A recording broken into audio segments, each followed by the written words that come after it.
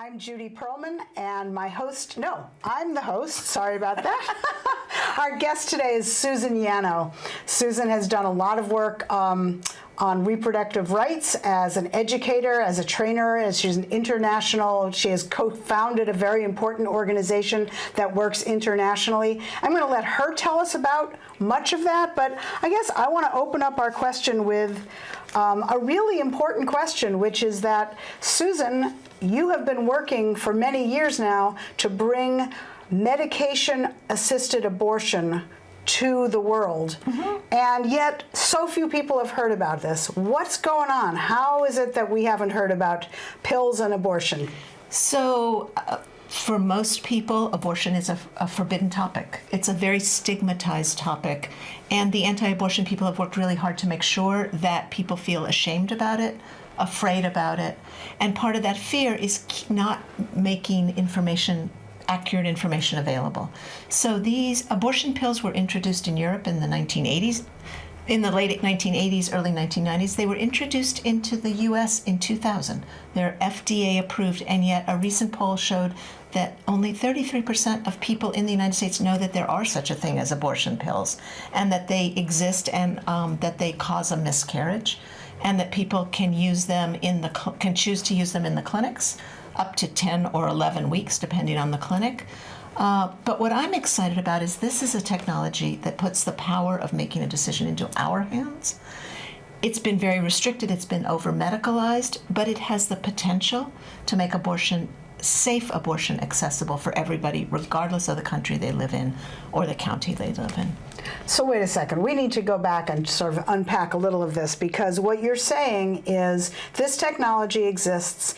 It was approved by the FDA 20 years ago, and yet it's very underused in this country, and we are very uninformed about it. I mean, that barrier of information seems like, wait, this is a pretty safe technology. What did you say? It's safer than Viagra. There's fewer deaths every year than from aspirin.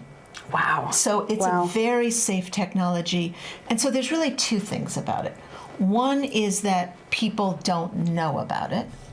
But the second is that it's very medically controlled. So right now, the only way to get these pills is from somebody who has registered to get them as an abortion provider, which means that there are thousands of primary care providers around the country who can't help a person with an unwanted pregnancy. But beyond that, we know what's happening. We know we just had a Supreme Court argument last week. We know that in many parts of this country, abortion is incredibly restricted. We have 7 states with 1 clinic, and these are large rural states. So it's not just a question of people knowing about it and getting it from a doctor.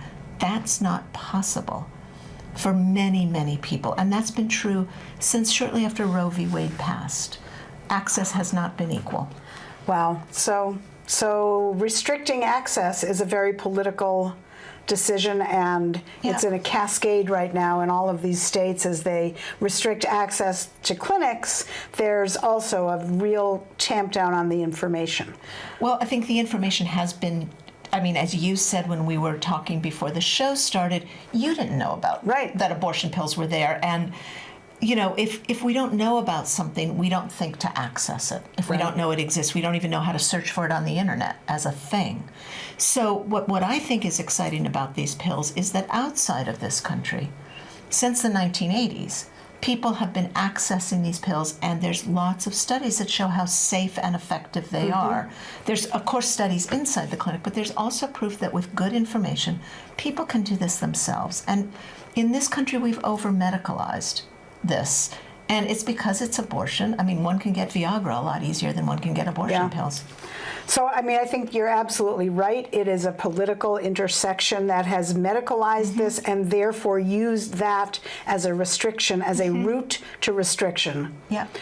You said before the show that basically through medical abortions, about 50% of abortions under 10 weeks that happen at under 10 weeks actually are done using pills, using this medication. Right. So if one goes to a clinic or a health center, a Planned Parenthood or an independent clinic, and I do want to say that independent clinics provide 2/3 of the abortions in this country, even though Planned Parenthood is the big brand. Certainly in the viewfinder. It's yeah. in the viewfinder. So if one goes to those clinics and is less than 10 weeks pregnant, because the FDA has approved these pills for up to through 10 weeks, they're offered an option of an aspiration abortion or a medication abortion.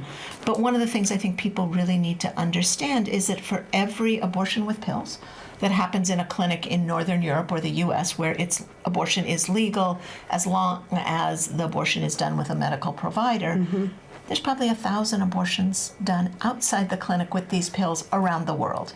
And what we're seeing is an increasing number of people in the United States making the decision to access these pills without involving a medical provider. And the reasons are complicated.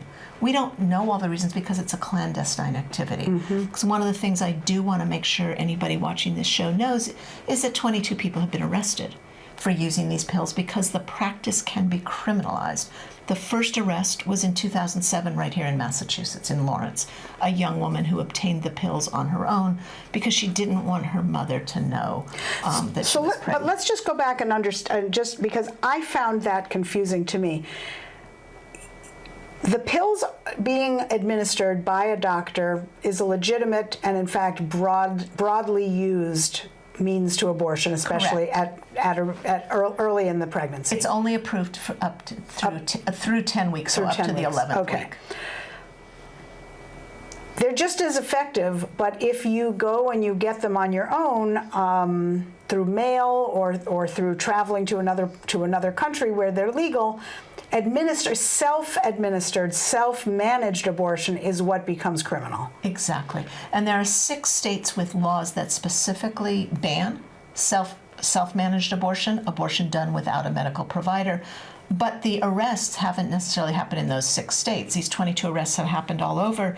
And, an anti-abortion vigilante, we know that, anybody can be charged with a crime. It doesn't have to be something that's written out. And we know that the people most likely to be prosecuted are young, undocumented, people of color, low income, because that's who's criminalized for everything in this country. So let's just make sure that everyone understands what we're doing now is unpacking the problem, and the problem is really tiered and multi-layered. I mean, access to abortion is increasingly restricted and it's increasingly restricted. That is being done by reducing the number of clinics, and the only legal way to get either an aspiration abortion or this medication abortion is through a clinic, or through a provider. And now we're even hearing that there's a whole complexity about admitting rights, which we don't need to go into right now. Right. So the real problem is both limited information and limited access. Right. Okay. And so I think that, as you said, access is getting more and more restricted, but I want to lift up that there are people who've never been able to get to a clinic and needed to figure out a way to end their pregnancy. So it isn't new that people don't have access. We're paying more attention now with these very directed attacks at the whole legality of abortion. But these restrictions of waiting periods and parental consent and requirements for surgery centers and requirements for admitting privileges cause clinics to close. And so they shrink the available resources within the healthcare system. But people have always found ways to control their fertility.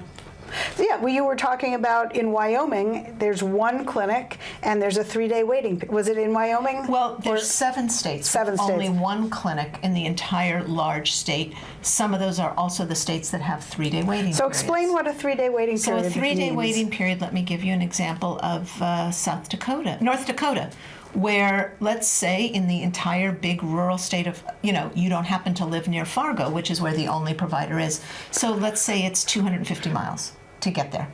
And let's hope it's not snowing, because that will make your travel even slower. But if it's 250 miles, it means 3 days before your procedure, you have to come in and get your counseling and drive home, and then wait 3 days and make that drive again. Wow. So that imposes financial and logistics burdens on people because people have jobs, They have children who need childcare. If you're going to drive 250 miles each way, it's not just 9 to 5 that you're going to be Right. gone. Right. So those expenses add up. Right. So when you're already looking at the cost of a procedure and then you add all the costs of getting to the clinic, Yeah. time off work, etc., it becomes a very expensive procedure. So while there are people, I do want to say that managing one's own abortion isn't a silver bullet. It's not for everybody, and I think there should be way more clinics so that people have the option. Right. And you and I, faced with the exact same, say, 6-week pregnancy, if we were both a lot younger, you might choose to see a doctor, and I might choose to do it on my own. Just like if we both have the flu, one of us might choose to immediately call their doctor, Right. and the other might say, let me see if I can manage Right. this myself first. Right. And there's no judgment and no crime in managing your own flu. Right. But in many states, Right. managing your own abortion is criminalized. So I'm just screwing things up here a little bit. Okay, there we go. Let me just get rid of that. I'm really sorry, you guys. I'm having some technical problems here. And then it came back, even though I didn't want it there. There we go. I think we're getting there. Oh my goodness, I'm so sorry. Susan Yanow is my guest. She is the co-founder of Women Help Women, which is an international organization that provides medication abortion pills, information about and access to medication abortion pills in over 80 countries. Right. And just to stress, our project in the U.S. only provides information. Okay. Women Help Women does not provide access to the medicines in the United States. Sorry about that. I was Because it trying is so hard to get that criminalized. right. Yeah. So I think we've explored the problems. The problems have to do with access and control and the lack of choice and the lack of autonomy. So now talk us through some of the solutions that you and others are leading on. So the solution is pretty straightforward. One is abortion needs to be decriminalized. Nobody should be prosecuted for trying to control their own fertility. And of the 22 people who've been arrested, 15 were turned in by medical professionals when people went to the emergency room for care. These pills cause a miscarriage, and like with any miscarriage, there is a tiny chance of too heavy of bleeding or an infection. Mm-hmm. That's the normal way uteruses work. If somebody's going for medical care for a miscarriage, whether it's happening on its own or was caused by pills, they should be able to get the care they need without fear of being criminalized or questioned. So there are organizations working on that. Our organization really works to expand information with the belief that people will make their own decisions, but they have the right to information. And the information we share is actually on the World Health Organization website. It's how the pills work, how to use them, what the signs of a possible complication are, how to share information about them legally, and if you should have a complication, what to say when one goes to a medical provider to make sure that one says, I'm having a miscarriage. Right. So that they can't be criminalized. In fact, they are having a miscarriage. So if they just are able not to say, I'm having a miscarriage because I took these pills, then they will be treated with care and... Exactly. Right. So we have 3 strategies for spreading this information. The first is a website, abortionpillinfo.org, and I really encourage anybody who's listening to this program to get onto that website and just learn about abortion pills. Learn how they work. Learn how to get them, learn everything one might want to know about these pills, because you never know who in your neighborhood or your community might come to you for that information. The second way that we're spreading information is with a new app called Yuki, and it's called EUKI. It's available for free from the Apple or the Google Play stores, and it is a sexual and reproductive health app that one can use it to track menstruation, to track menstrual behavior, to learn about contraception, but it also has information about how to use abortion pills, either with a medical provider or on one's own. It also lists how to get to the clinics. The unique thing about Yuki is it's secure and private. Right. Unlike commercial apps where your data is sold to people. So if you have, for example, you're tracking your menstruation and you suddenly start getting ads for menstrual products, or you miss your period and you suddenly start getting ads for baby clothes, Right. Which is pretty intrusive. This app is totally secure and private. The data cannot be accessed by anybody, including those of us promoting the app. We can't see it. So it is free, and I really encourage people to download it. So that's Spanish EUKI. And it's available. It has a pretty little leaf as a symbol, a eucalyptus leaf, and it should be available in Spanish. Right now, only available in English. It's tailored to the United States, and a Spanish version should be there, available late March, early April. And the third thing we do is community trainings.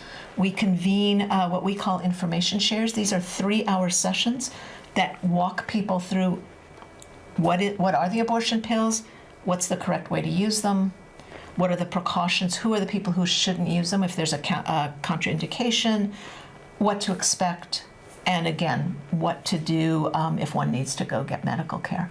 So we've done those throughout the South and Southeast. We've done several in Massachusetts, and we're always open to doing more. So community training, the app to do your own private thing. What was the first one again? That you The guys were website, working- the website. abortionpillinfo.org, which I'm having technical problems, but I'm hoping that I'm going to be able to get to a slide that allows us to see this, but I don't want to hold out hope. So abortionpillinfo.org. abortionpillinfo.org. And it has a Okay. series of pop-up questions, is this legal? How does one get the medicines?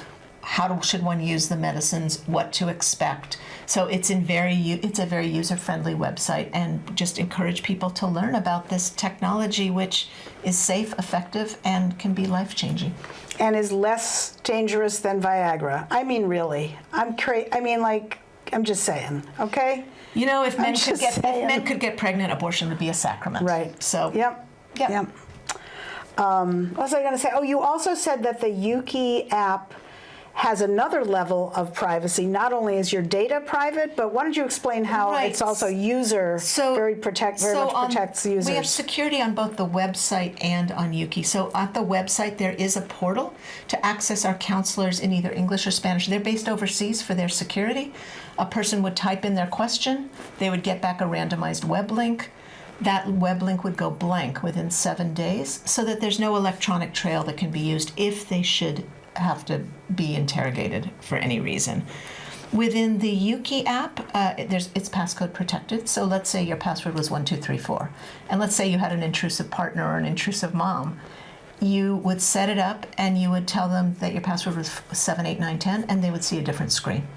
So they wouldn't know you were tracking your period, or they wouldn't know that you had been accessing the contraception page. That is really clever of you guys, and very empowering to the user. Yep, the user can use it with total confidence that nobody, including the makers of the app, will ever know what parts of it they're using. And it's really interesting that you said that you financed the development of the app with a grant, so you could do this wraparound privacy stuff. Yep.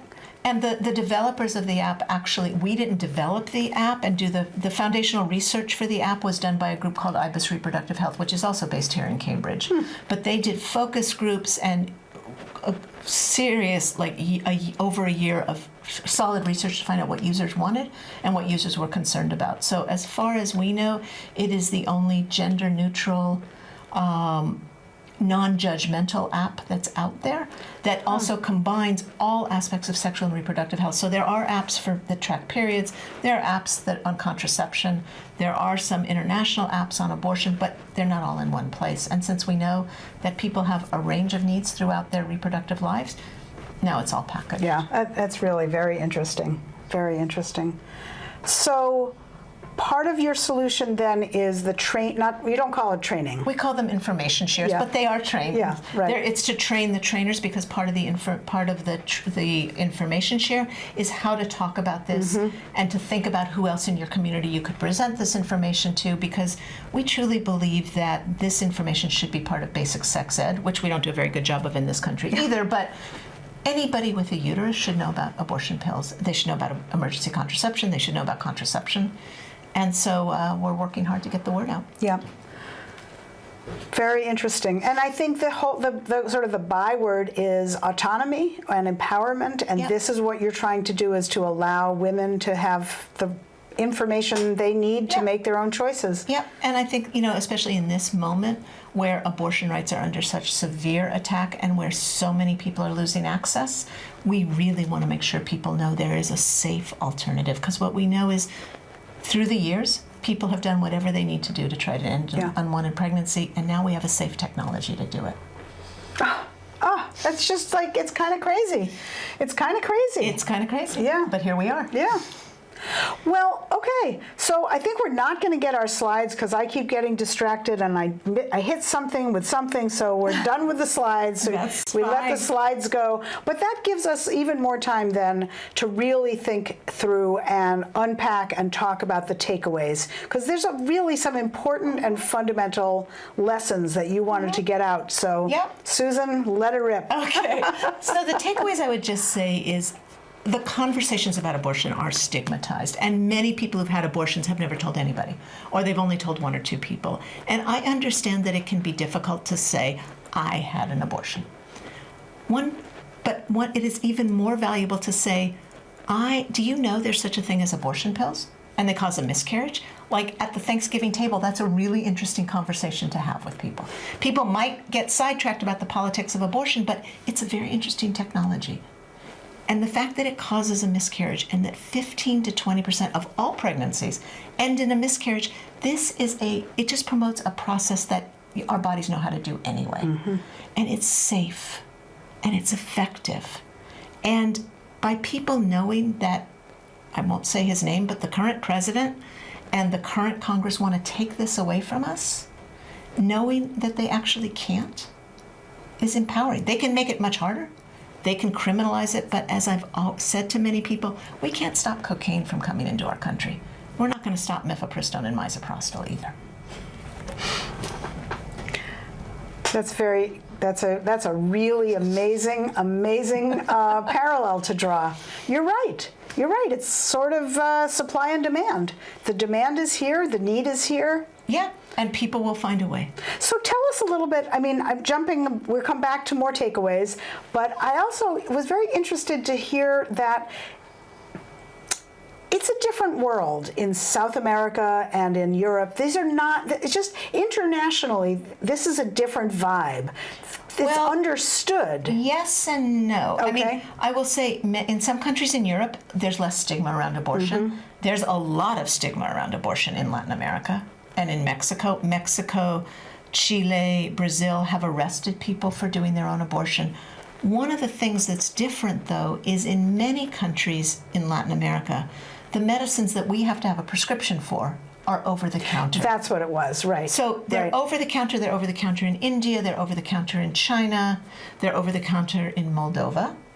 They're over the counter in most of Latin America. So one can go and get these medicines easily and inexpensively. And that's a big difference. Mm-hmm. Here they are very restricted. The only way to get these medicines is, well, with one of them, one has to have a prescription. The other one, you can't even get in a prescription. It's not in pharmacies.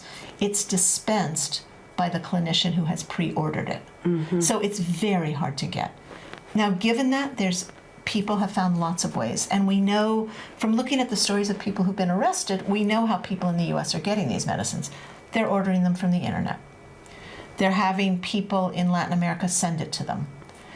They're getting them in local bodegas. And Latino communities have known about this for a long time. I should say Latinx communities.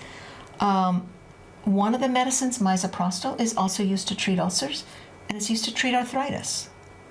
It's used to treat ulcers and arthritis in dogs. And as I learned at an information share in Kentucky a couple months ago, it's used if one is going to run a horse and she gets pregnant. Misoprostol is used to cause her abortion. Wow. So there are other uses of these medicines, and people are finding very innovative ways to get their hands on them. And again, if people go to abortionpillinfo.org and pop on the question, how can I get medicines? This information is there. There was actually a study where a scientific organization called Genuity ordered pills online from multiple sources, which is not legal, but under a clinical study they could do it. They tested the medicines and they've rated them, the websites. The medicines were all good. Wow. It was just how quick the delivery was, how the price was. But there's actually a report card on our website based on this scientific study that was published. Abortionpillinfo.org. So, there's a lot of really important info there. I guess another takeaway really is start talking about that this technology exists. Yeah. If you didn't know it before you listened to this show, now you know it, and tell other people, because you don't know who may be facing Right. something. Exactly. Right. And if one goes to the website, there are stickers that have showed up in bathrooms all over the place, basically saying safe abortion, private, secure, abortionpillinfo.org, just so people can learn about it. Even if a person chooses to go to a clinic, they should know about this option before they Right. walk in. It's like any of us who go to a clinician or a doctor's office, the more information we have before Right. we walk in, the better care we're going to get. Right. I wonder, do places like WebMD have information on it? It'd be really interesting to know That's a whether very good the question. legitimate, sort of the straight. That's a very good question. I don't know. Oh, okay. Anyway, Time for a good Google search. time for a good Google search and maybe a little sit down with Susan Yano. Yeah. I mean, it would be.